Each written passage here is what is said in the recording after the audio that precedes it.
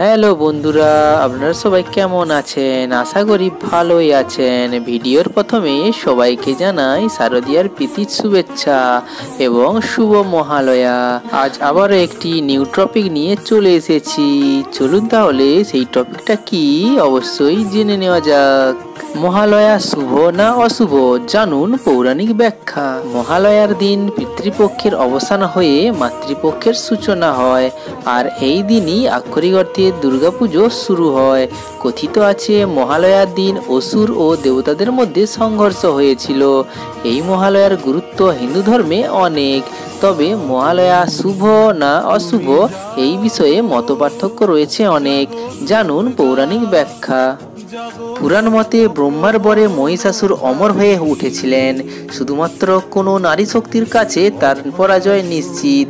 অসুরদের অত্যাচারে যখন দেবতারা অতিষ্ঠ, তখন ত্রিশক্তি ব্রহ্মা বিষ্ণু মহেশ্বর নারী শক্তির সৃষ্টি করেন। তিনি মহামায়ারূপী দেবী দুর্গা। দেবতাদের দেওয়া অস্ত্র দিয়ে মহিষাসুরকে বধ করেন দুর্গা। এর জন্যেই বিশ্বাস করা হয় যে এই উৎসব খারাপ শক্তির বিনাশ করে শুভ শক্তির বিজয় ঘটায়। মহালয়ার দিন পিতৃপুরুষদের উদ্দেশ্যে অর্পণ করার রীতি প্রচলিত আছে। এদিনই দেবী দুর্গার চক্ষুদান হয়।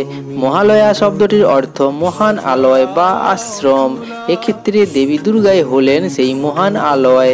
পুরাণ থেকে মহাভারত মহালয়া ঘিরে বর্ণিত আছে নানা কাহিনী। এদিন থেকেই মাতৃপক্ষের সূচনা, সব অশুভ শক্তির বিনাশ হয়।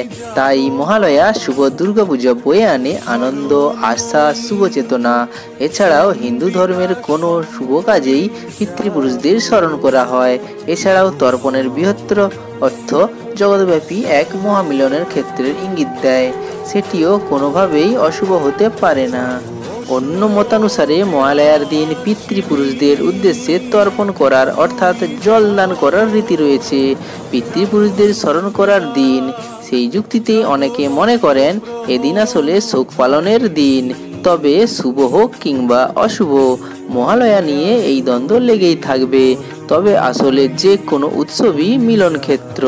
তাই সব খারাপ ভুলে শুভ শক্তি, শুভ চেতনা নিয়ে আসুক সকলের মনে, এটাই কাম্য।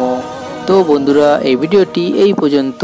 এই ভিডিওটি যদি আপনাদের ভালো লেগে থাকে তাহলে অবশ্যই লাইক, শেয়ার, কমেন্ট করবেন এবং একটি সাবস্ক্রাইব করতে ভুলবেন না।